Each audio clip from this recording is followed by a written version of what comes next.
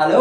നാട്ടിൽ വന്നിട്ടേ ഭയങ്കര സന്തോഷം തന്നൊരു ദിവസമാണ് കേട്ടെന്ന്. അതിന്റെ കാരണം എന്താണെന്ന് ഞാൻ ഈ വീഡിയോയിൽ പറഞ്ഞുതരാം. കാലത്ത് തന്നെ നമ്മുടെ മഞ്ചാടി അവൾക്ക് ഇഷ്ടപ്പെട്ട പാട്ടും വെച്ച് ഡാൻസ് കളിക്കായിരുന്നു.